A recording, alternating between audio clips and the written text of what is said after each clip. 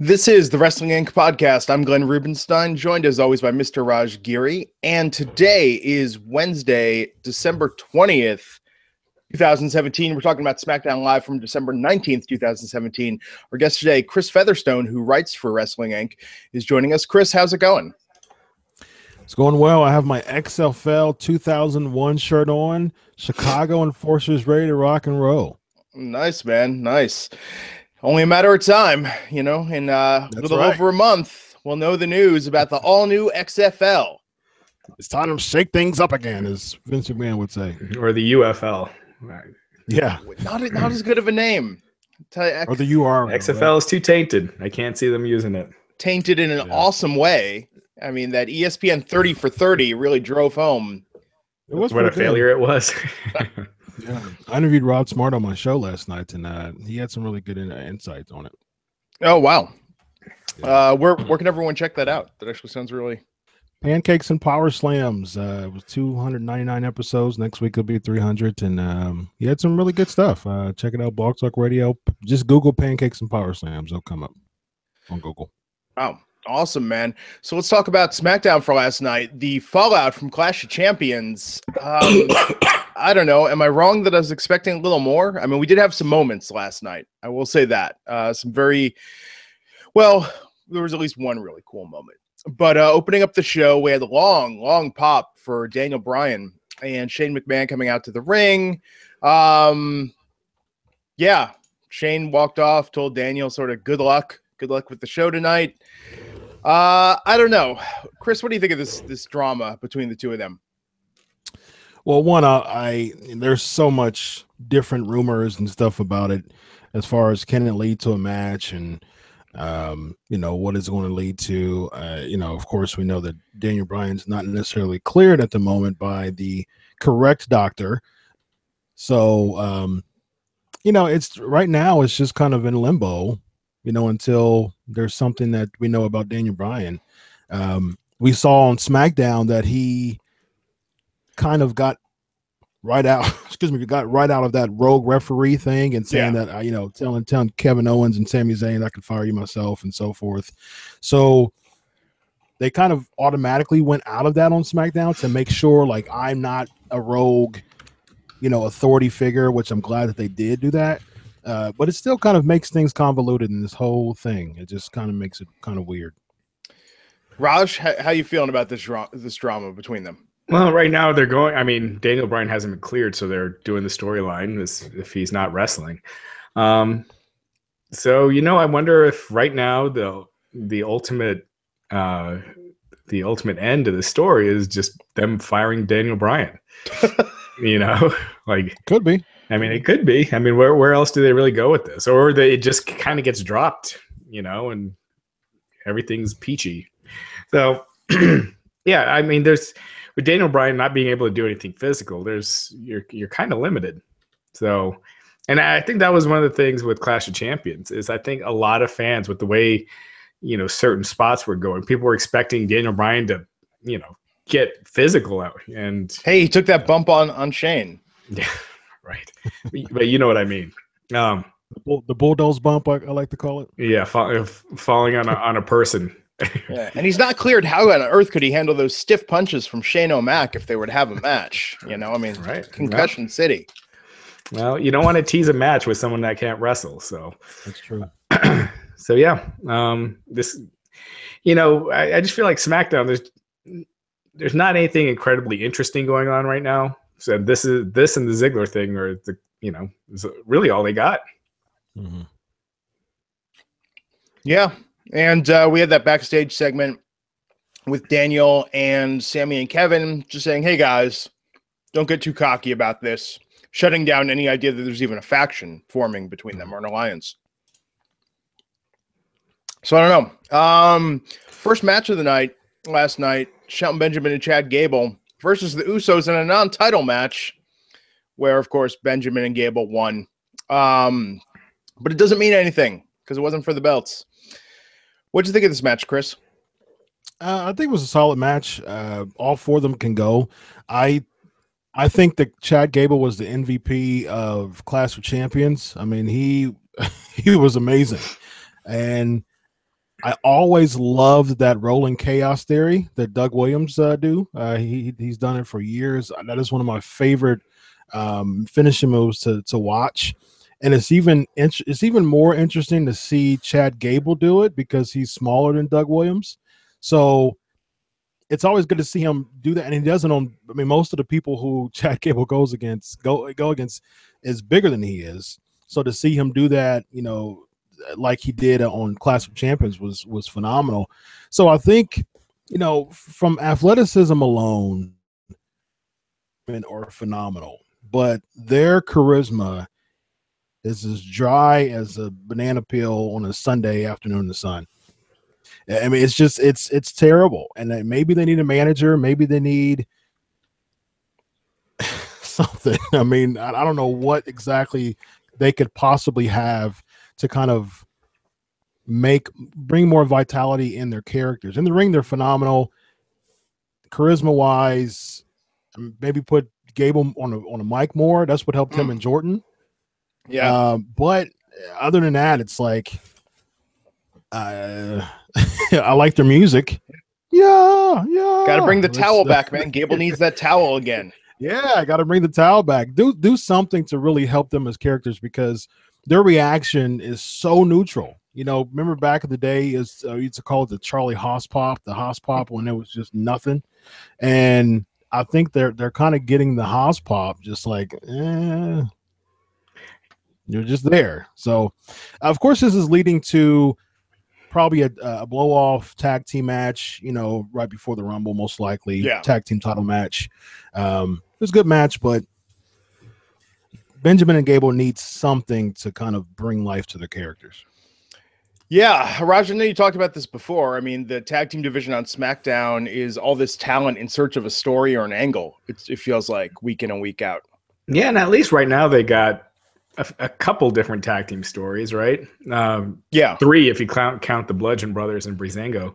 But you got the stuff with the New Day and, Rusev and Aiden English and this. And, I was expecting them to get more of a reaction after Chad Gable's, performance at Clash of Champions. That got a lot of people talking. But yeah, I mean, I think the matches will be really good. But yeah, we've been saying this for a while. Gable and Benjamin are just missing something that, and to Chris's point, I don't know if a manager or something might help fix that, but they definitely don't. They don't gel, as a team. I mean, they do cool moves and stuff, but as an organic team, you just don't see it like you did with Jason Jordan and Chad Gable. Yeah. So props to the crowd last night that Charlotte came out and cut a promo about this. Quick, though, I do want to say that I do think it's a really good spot for Shelton Benjamin though, because otherwise he'd be like a Kurt Hawkins. I think if he was by himself solo, he'd probably be a job guy or an enhancement talent, whatever you want to say. But I think putting him in this position with Chad Gable kind of takes him away from just being an enhancement talent, because if he was by himself, you probably wouldn't get in half as many wins as he does now. So I think it's a good spot for Gable. For Benjamin. Derek basically said, and I'm battling a little bit of a cold, so I'm a little off today. But Derek in the chat basically nailed it. What I was trying to say is that the chemistry just isn't there with Shelton and Chad, because they do look like two guys just randomly put together, but so do Aiden English and Rusev. But they got that chemistry, like you feel it, whereas you don't with Benjamin and Gable. And with Benjamin, they've always had this problem with him where they just can't find the right character or the right the right storyline for him. Yeah. So the the platinum hair wasn't good, or the gold standard gold hair ECW run wasn't good for you, Raj? Yeah, it never got him above mid card. Yeah, it seemed like there was something. It seemed like they were going somewhere with that, but it never really launched off too well. Yeah, he's just got a very mellow personality, and I think that he's never found that aggressive side or a funny side, or some sort of the charisma just is lacking a little bit. Yeah, but he's fantastic in the ring, or used to be. He's still good, but he was back in the day. He was really fantastic.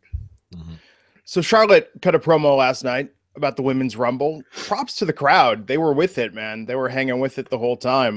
Naomi came out and announced herself as the first entrant into the Women's Rumble. And of course, when they do that, by the way, like, is that all you have to do? At least say that I've been informed that I'm the first entrant. Not like the way you get in the Rumble is just announce yourself. It's the land of opportunity, Raj. Yeah, so why doesn't everyone just get up and say that? This is the historic match. Wouldn't they all be saying that?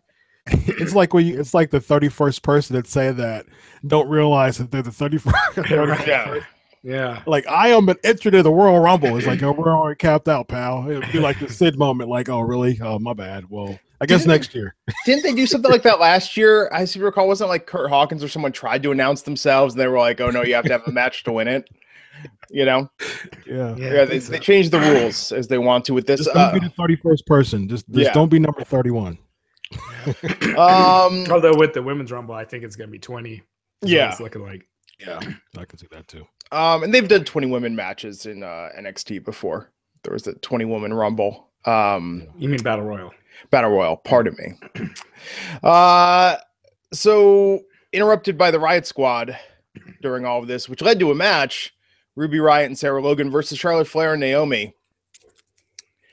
Man, they love these women's tag matches. Oh, you know what was notable about this, though? Wasn't this last night the first time that Corey Graves acknowledged Absolution on Raw and drew a comparison to the Riot Squad and Absolution? Like, he said it last night. Yeah, I noticed that. Yeah, that's true.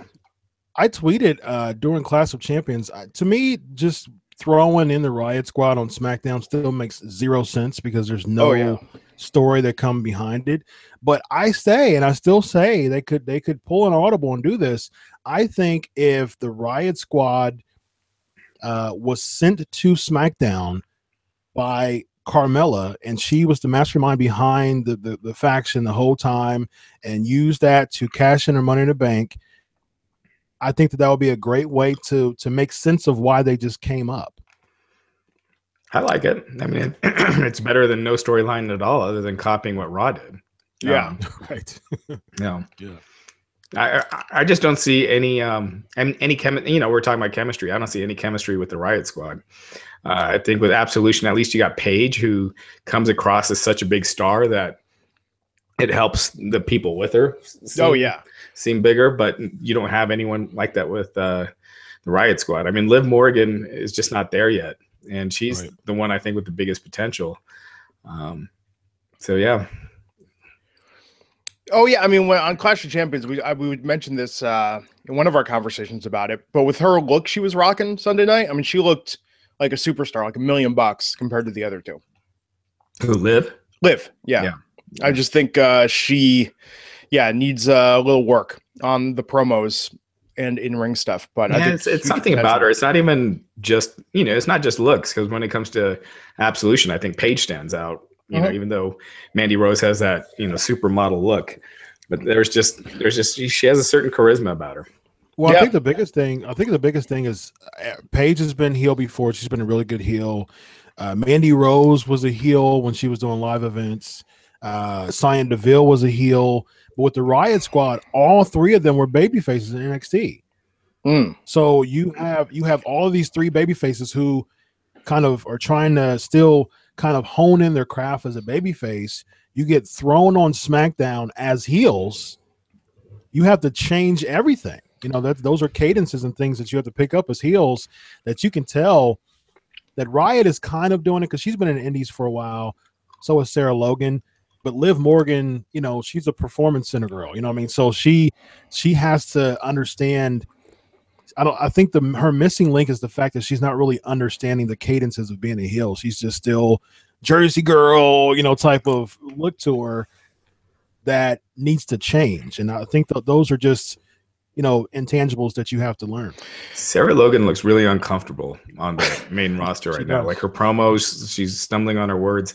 And I just think she was brought up too quickly. She's someone that could have really benefited from, being in NXT for a while. Yeah. And yeah, with Liv, I never knew in NXT what her character was. I mean, she had the unfortunate timing of really debuting right when Carmelo was leaving. It was way too similar there. I think that with Liv, they haven't really given her a strong character. They should have had a tag team together. I think it would have been Yeah, good. actually, I mean, go all in, right? Like the female equivalent of Enzo and Cass are the Hype Bros, Why not? Yeah. And Liv's actually from Jersey, so, live in the gimmick. So we're going to talk about Rusev and the New Day in a minute, but let's talk about what was probably the highlight of last night. Dolph Ziggler, the celebration of his United States Championship, comes out, cuts this promo, talks about all the championships he's won, all the victories he's had, and then just basically tells the crowd, hey, you don't deserve me, lays the belt on the ground and walks backstage. Interesting that WWE social media has not used any language like he dropped the title or, relinquished the title. Rather, they've said, what is it? They're even getting on what does this mean? Well, yeah. I mean, that's the storyline, right? You don't want to jump the gun. Yeah. But I mean, what did it feel like to you, Chris? It felt like a storyline, to be honest with you. Because one, I mean, you just putting two and two together. First of all, WWE allowed the mic to stay on. WWE allowed him to do the promo without cutting it. So of course it was something that was, premeditated as far as what him to say. They allowed him to drop the title. They played into it. He got out the ring. So all of that was a WWE idea. So it's to me, it's very clear. It was mildly compelling. I mean, it was probably better than half of what Ziggler's done in the past 5 years. But at the same time, it's like, what's really left for Ziggler to be really compelling? I mean, at the end of the day, he drew some good heat, which was good. Yeah. So if this is for the next babyface who's in line for the U.S. Championship, good, I'll be fine with it. I think Bobby Roode, for some reason, I want to see a Bobby Roode versus Jinder Mahal U.S. title WrestleMania match. I think that would be fantastic. So if this is the lead to Bobby Roode to become U.S. champ, he's drawing enough heat to make Bobby Roode a good babyface, because right now he's kind of struggling in that area. And I think that if he gets more, fan reaction because of working with a good heel like Ziggler, I think it'll work for him. And if he works with Jinder Mahal going into WrestleMania, I think it'll be even better for him. So, Raj, I mean, what do you think the odds are that Ziggler agreed to do this and drop the title on live TV? He had an agreement with Vince, and tomorrow night he shows up on Impact. No chance. First of all, Impact's not taping until January. That's true.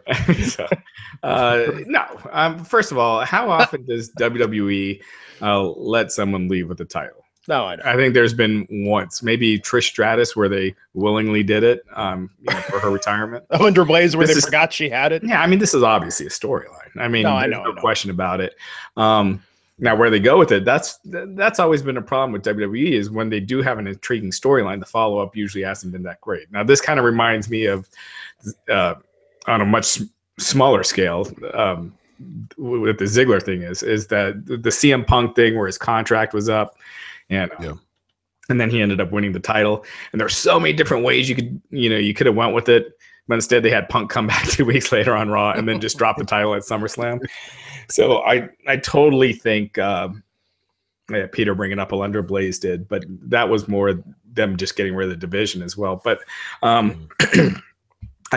I see happening is something like next week they announce that the following week that Ziggler, they're going to have they can't get a hold of Ziggler, so they're going to have a match for the U.S. title. It's going to be Corbin against Rude. Then the next week they have that match, and before there's a winner, Ziggler comes in and attacks both of them. That's it. Are you doing Razor Sean all over again, Raj? Is that what they did with? No, Razor Sean. Razor actually won the belt. I'm saying they don't have someone win. That Ziggler just comes back. He's still champ. Okay. Gotcha. Okay. And I mean, and that's just it. Yeah, gets him off TV a couple weeks. Says he's not booked for house shows right now. So, didn't Trish leave on top? Yeah, that's what I was saying. That was the one I could think of. That Yeah, I think Edge did too, but he was forced to retire. But he beat Del Rio at that WrestleMania that year. So yeah, they can let him wrestle again. Isn't it weird that Dolph's best storyline now 2 years in a row is, oh, I'm leaving the company, or I'm not doing this anymore? You know? Yeah, that's true. The Intercontinental title win was a career versus title match too. Yeah, that's true. Oh man, it was a good segment though last night. You know, credit to them for doing something a little different. Yeah, and maybe, who knows? Maybe this is Dolph taking some time off, and it just creates some intrigue for when he comes back. And that does seem like a WWE move. Like, oh, we want the moment, unexpected swerve of him winning that triple threat Sunday. We have no plans to do anything with that, so we're gonna have him drop the title immediately on the next SmackDown, and then we'll figure it out from there. Yeah, I mean, it could be like he's taking a couple months off, just given, otherwise there's nothing to his return. But this way, it and then you could do the Razor and Shawn thing, Chris, where Dolph comes back and says he's the rightful U.S. champ, and whoever the champ is at the time, they do a match. So, and it's a secondary title, so it's not like you have to protect it, and it's fine to have Dolph win it and vacate it and leave for a month or two. So, but Dolph's definitely not going anywhere else. So yeah, Fox. Where? Fox. Yeah, right. Yeah, Fox News. But I don't know. He's got that Cricket Wireless money, so can coast on that for a while. Yeah. That's a big stash. That commercial, I swear to God, it feels like that commercial has been on longer. Normally, these things are short-lived. The WWE talent doing these commercials, but that Cricket Wireless one has just been going out. Feels like for an eternity. Hey, when the money's coming in, you got to keep. Yeah, you got to keep. It's true. Hey, Dolph Ziggler sells some prepaid wireless without a credit check. So the New Day versus Rusev and Aiden English last night. We were talking about this, Chris. We were saying they should have won at Clash of Champions. They should have got the tag team titles, but now they're out of that picture. It seems like in a feud with the New Day, which is great, right? We got big personalities on both sides. What did you think of the match last night? It was okay. I don't know. It's one of those things. I'm a traditionalist when it comes to baby faces and heels. I mean, of course, there's gray areas, but it kind of gets tough when you're trying to make the other person, their opponents, over or successful, and you have Rusev, who's supposed to be a heel, getting some of the best chants, in all of WWE, and he plays right to it. He's hilarious. So when he does the whole, Rusev Day thing, when he just kind of jerks his head and his shoulders, it's hilarious. It's comical. And so I really hope that somehow there's some type of dissension between him and Aiden English. And as soon as they kind of take the reins off of Rusev, he can be easily one of the most popular stars in all of WWE. And Glenn, were you saying we all thought that? Well, Matt and I thought emphatically. Sometimes, Raj, when Matt and I feel emphatically something should happen, we just sort of assume that Raj is on board with it because you didn't object at the time. No, I object. I think I think they are just starting to get over. You don't want to just put the titles on them right off the bat. They're still on the rise. Give it another month, get them more and more over, and then when they win the belts, it'll be huge. And because that was the first time they got like a babyface reaction, was this past Sunday. So just let that continue. Don't wait too long. But that's the alternative, is that they're going to wait till the next SmackDown branded pay-per-view. I couldn't see them doing that. But you're right. If they did wait that long, then they missed that window. And it wouldn't have been bad. It wouldn't have been hot right now. But that was the first time they seemed like really over with the crowd, was this past Sunday. I think the past SmackDown or two, they've been pretty over. Like they've done the whole Sting Lex thing. Like Sting was the baby face and Lex was the heel. They kind of did that with. They kind of been doing that with Rusev and Aiden English, because not Rusev hasn't done anything really different, but the whole Rusev Day thing just has stuck, and the crowd loves it. In the past couple of weeks, I've noticed with the whole Rusev Day thing, that's been pretty over. Aiden English, just started to get the babyface pops probably the past week or two. But that's only because of his affiliation with Rusev. I mean, he was getting heat, from why he was singing, even when Rusev was getting cheered. But now it's starting to seem like the team as a unit is starting to get pretty big cheers. Yeah. I mean, I think it just, again, this Sunday was the first time where you had the arena really going for them over the other team. So, well, and it was an awesome sequence when Rusev had Big E in the Accolade and was doing that, and he got him in there twice. That's what Matt and I were talking about. It seemed like sometimes we've talked about this before. The momentum of a match, if you tell a really good story with a match and you get that momentum going, it just feels like that's the next step. It feels like there's a certain point where wouldn't it be awesome if right here was where he tapped out and the title changed hands. And I felt like that match was the pinnacle. I know. I think that's the point. Like you kind of have to make those kind of false finishes to really make the match compelling. It was easily the match of the night at Clash of the Champions. It was a fantastic match. But I think if you make those kind of moments where they could have won, I think that just adds more layers to the match of making it very good. Yeah. Yeah, it's kind of like Austin. When Austin won the belt, right? You didn't want to rush that. Just as soon as he was getting hot, you put the title on him. Yeah. You get him to where the fans are really ready for it, and then the timing's right, and then boom. Yeah, it's WWE, though. Yeah. Right. They wait till the timing's right, and then 6 months later. Well, it could always be. And look, this has happened before where Vince is like, he's supposed to be a heel. They're cheering him, so we're going to bury these guys so the fans stop cheering him.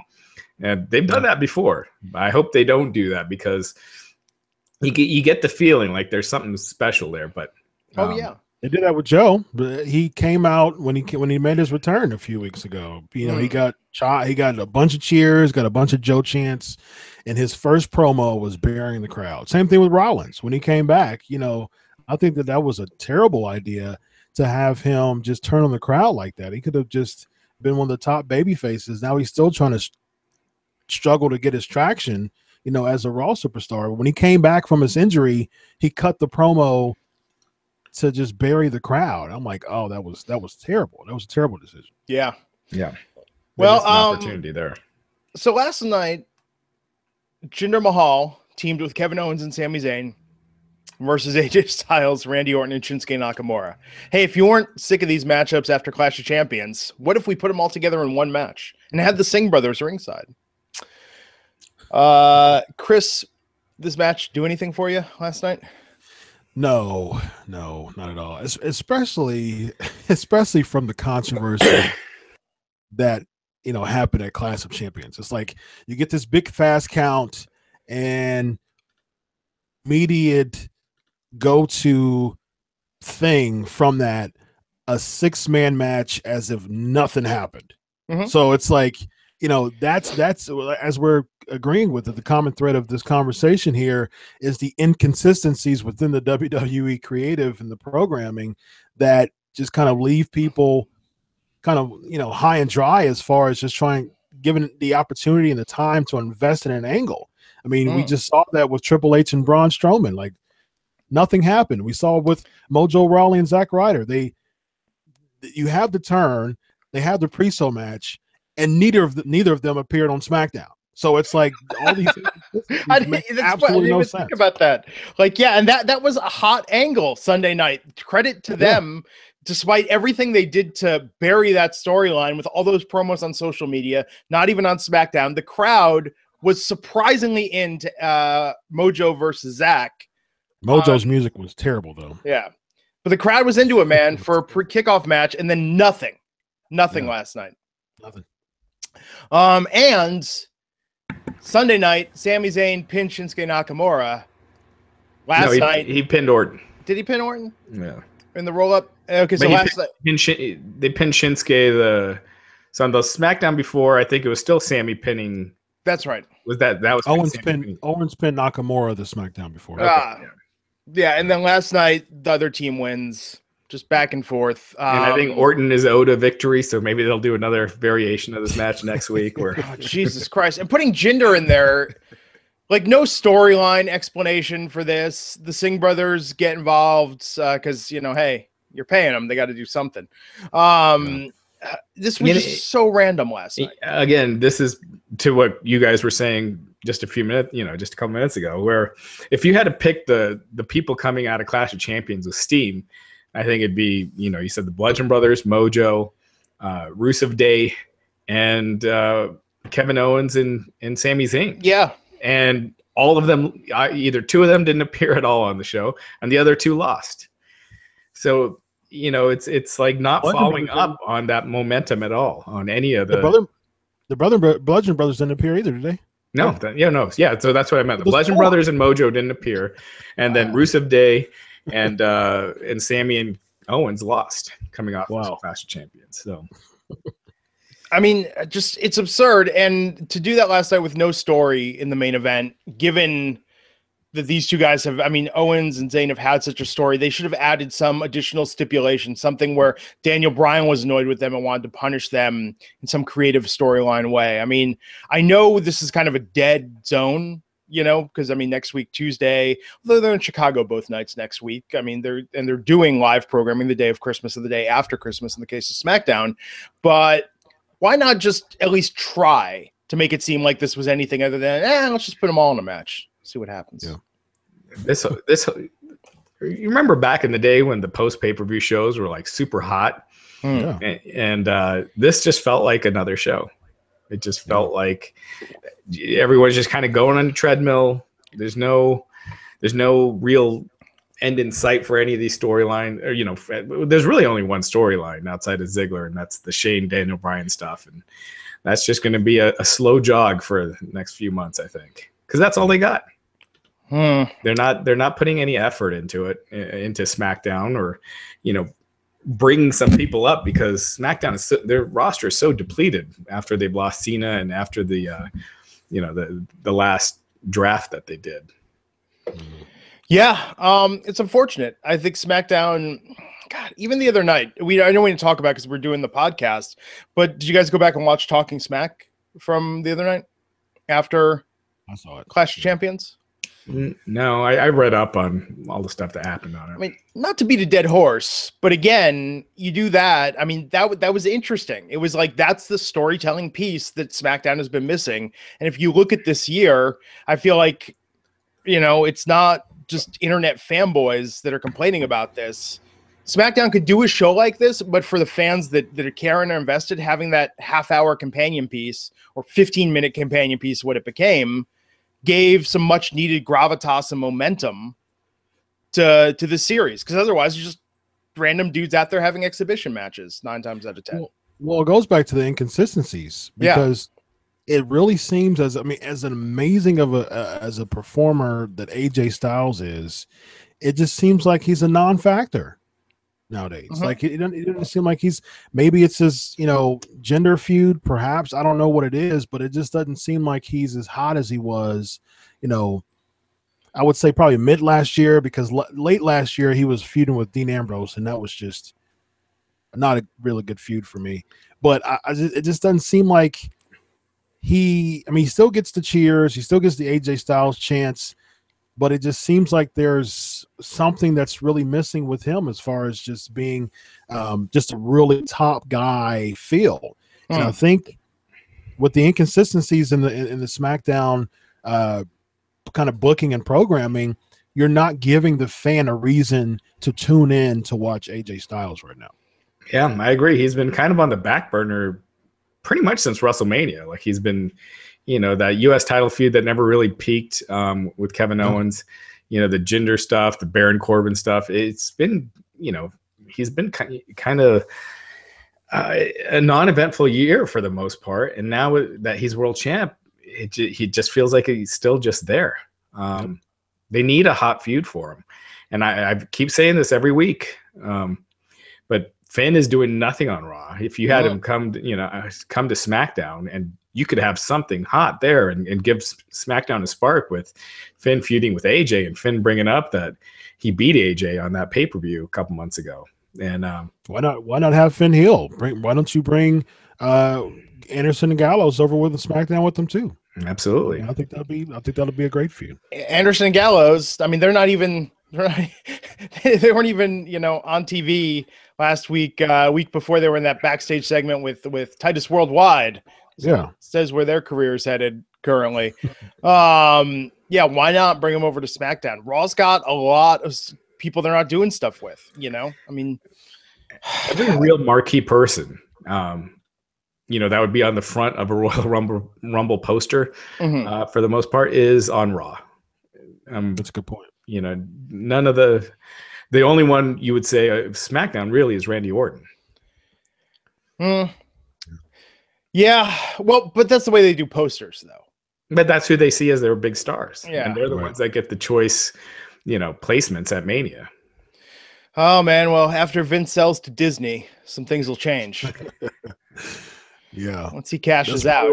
That's probably why he's getting the football stuff ready. I don't know if it'd be. You never know who they could hire. When you get non-wrestling people in, it could be a disaster. It could, but at this stage in the game, though, I mean, I don't know. I feel like it could be interesting, at least if they did something a little different. I don't think, completely changing things up would be a bad thing right now. So, Chris, your final thoughts on the show? I mean, similar to what we've been saying. I mean, just it wasn't really a good setup. It wasn't really a good point of intrigue. Didn't really leave good cliffhangers. I always go back to the good old days in the WCW when Tony Schiavone was hosting when he was announcing, and there was always that good cliffhanger on Nitro, to just kind of bring us back to the next week. And I didn't get that at all. I haven't got that for a while, of course, but I didn't get that on SmackDown either. Yeah, it was pretty much a missable show, except for the Ziggler thing was the only thing that kind of has you wanting to tune in.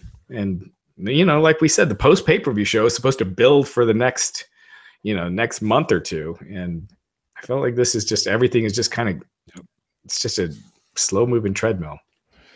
I mean, after last night's show, if I was a fan, I would be wondering, like, are they even having SmackDown next week? Like, is there a reason, or are they taking 2 weeks off? I mean, there was no, you got to tune in. I mean, there wasn't even a tease that the Fashion Files is coming back, Well, I don't think that would do anything. But you know what I'm saying? They didn't do anything to build up to tune. They did more to build Total Divas this week with showing clips on Raw and SmackDown than they did to build. Now, Raw, I'll give Raw credit. Raw announced John Cena is going to be back next week, and we got a Christmas Raw, and they said, hey, we're doing something with SmackDown. Nothing. I think they kind of they've done that a lot with holiday with pre-holiday episode. They just kind of chuck it as a loss and say, well, we've got 2 weeks to really do something, because we're missing out on a bunch of viewers statistically, historically, and so we're not going to we're not going to put a bunch into leading into the holiday episode.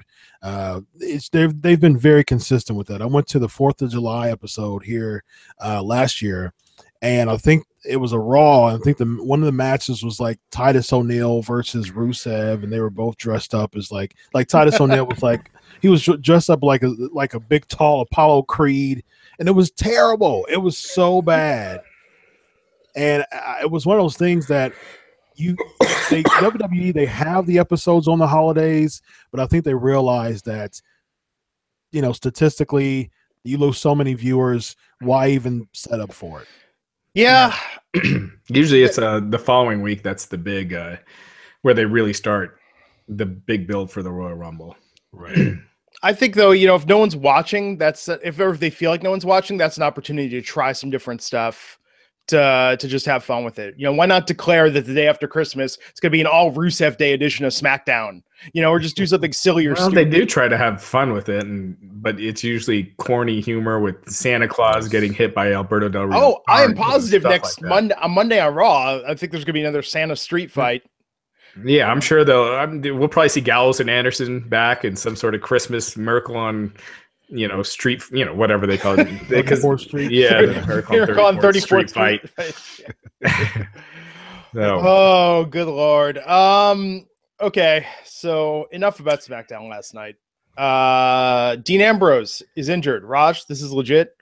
Oh yeah, it's legit. Now, if they're saying it looks like he's probably going to need surgery, so if he does, and if it's a tear, then you're looking at 4 to 6 months. Damn. That we should know more today, so keep checking out Wrestling Inc. But yeah, that's a terrible timing. But I guess there's never good timing. But this time of year is always the worst. You know what I mean? Like you got the Rumble and WrestleMania, and yeah. And Dean's been, I mean, if not booked as one of the very top guys, I mean, just a consistent featured performer, a workhorse, if you will, of the WWE. In whatever role they've given him. So him being out definitely will change things, especially with the Shield being such a big angle right now. I don't think so. You don't think so? I don't think so. No, I think that Dean's been booked terribly just during his entire babyface run. I mean, just I think since the past couple months, I think the Shield has been probably the biggest letdown in WWE this year. And that's saying something.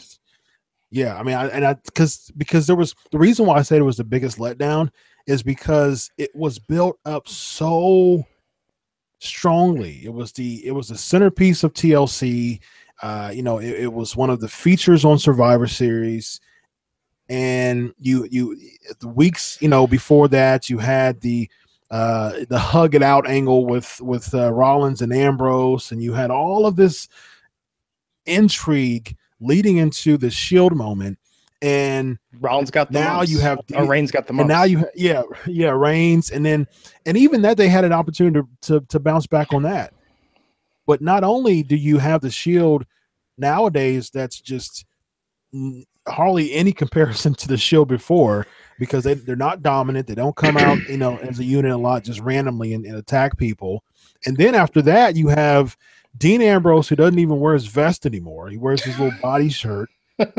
and then when they're not coming out as a unit, you have them go back into their singles gear and their singles music. So I just think there's so many, I guess it's the theme of this afternoon, inconsistencies within the angle that is causing the fan not to be intrigued. Well, I kind of look at it as they're the Shield, as in the sense like they're still buddies and they'll still team up here and there, but they've got their own things going too. And but Ambrose hasn't been good. Well, yeah, and I agree with that. I actually agree that Ambrose has been kind of really since winning the WWE Championship in a lot of ways.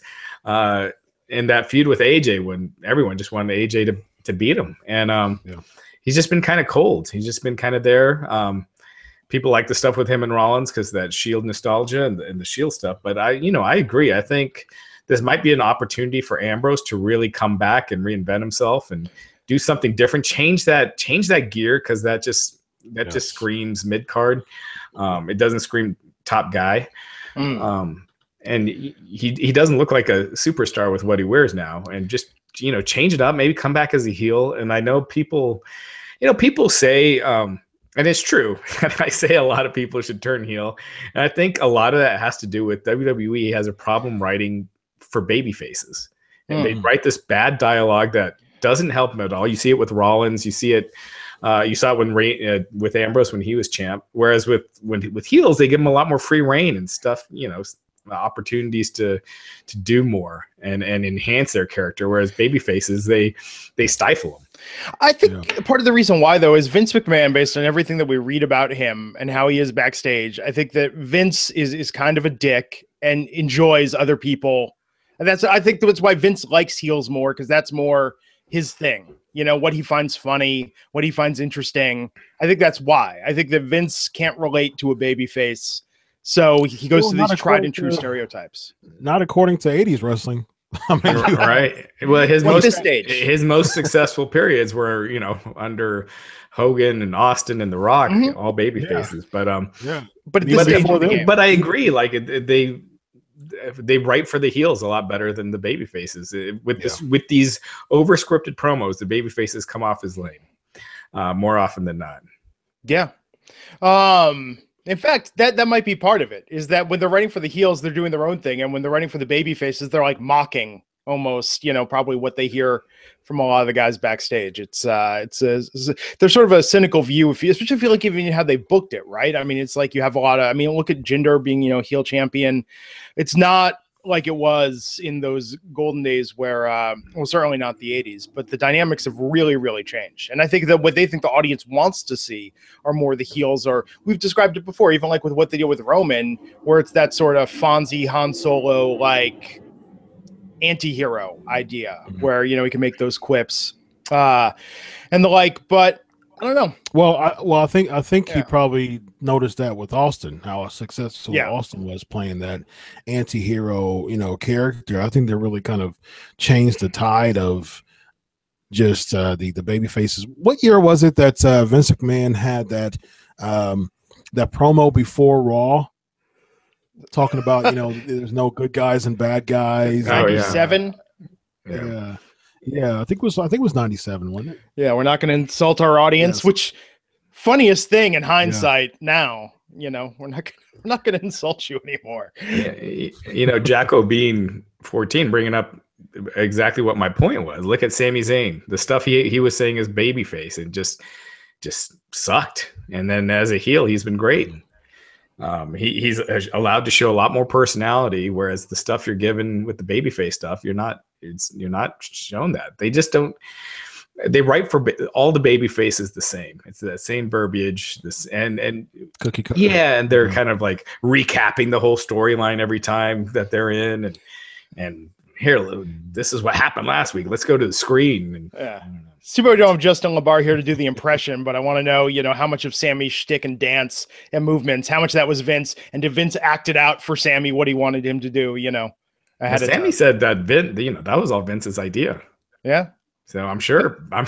So Vince doing the dance, lifting up his shirt, doing all that.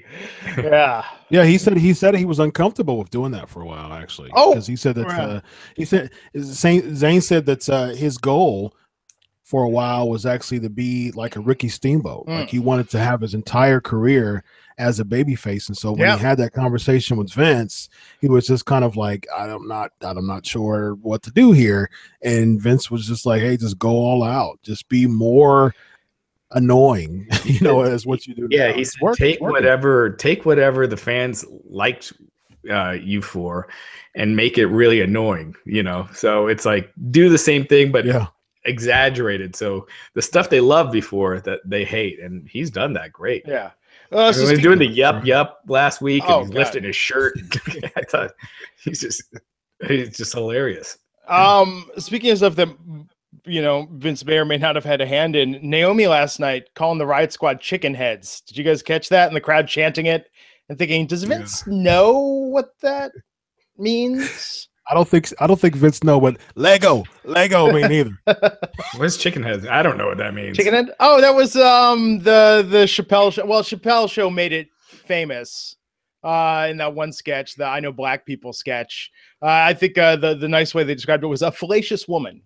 Was the description. It's a derogatory term that's a lot of people in my culture use as for a woman, calling them chicken heads. There was actually a dance to it a while ago, and it became like big, but it's meant to be derogatory. Yeah. So okay, so as I remember, a lot of times you'd hear like an Eminem song censored, and they'd say chickens. Is that the same thing, or is that just they're trying to find something that rhymes with? Probably. Yeah. Finding something that rhymes. Well, we'll see if it sticks. If it sticks, but granted, this is the company that had the catchphrase "Suck it, take the nation by storm." So. Yeah, well, on the other end of the spectrum, they had Biscuit Butt too, and that didn't last true. Too long. No. Yeah. Rest in peace, Biscuit Butt. You could have been a thing. People were, they actually had people chanting "Under Siege." That's true. Good Lord. That's a show in and of itself. Just here and now, popular chants from the WWE universe. Oh man, but yet the Yep movement last night, I did not feel like capitalized on its momentum. Now that they got the merch, last night was kind of they referenced it, but not nearly as much. It's like they felt badly. They felt like that Nakamura and Orton needed badly to get a win because of the losses the past, couple weeks. So rather than enhance the storyline, get them their win. 50-50 again. Yeah. It's although it's 66.6, 33.3 right now. Yeah, there you go. Yeah. So Hideo Itami made his 205 live debut last night. I did not watch it. Did either of you? I did. Against Colin Delaney.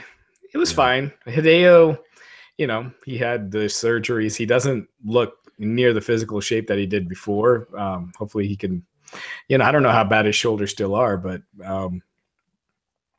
yeah, I mean, it's something. I mean, 205 Live, it didn't feel like a new star, a big star was added to 205 Live that is really going to change anything. You know what I mean? Like, it's just staying where it's staying. I think what really hurt him was Raw, though. Like, that was probably one of the most anticlimactic debuts of Raw I've ever seen in my life. I mean, he wasn't even advertised for Raw as far as the public eye is concerned. Finn Balor gets jumped by the Miztourage, and all of a sudden his music comes on. He runs out, and Providence is like, "Oh, there's that guy, Hideo Itami." It just made absolutely no sense. I think that hurt him a lot. Just, the fact that he's very good in the ring, but he's still a little slower, like you were saying, Raj, from his I think it was 2 injuries that he was out for a lengthy amount of months for in NXT. So I think that slowed him down, and there's no character to him. He doesn't have that star power feel in the WWE to make him someone that fans can get behind to boost 205 Live. Unfortunately, I don't think Hideo Itami is at the point, as much as I like him personally, I don't think that he's at a point to boost 205 Live from a star power factor at this point. Yeah, it's a shame.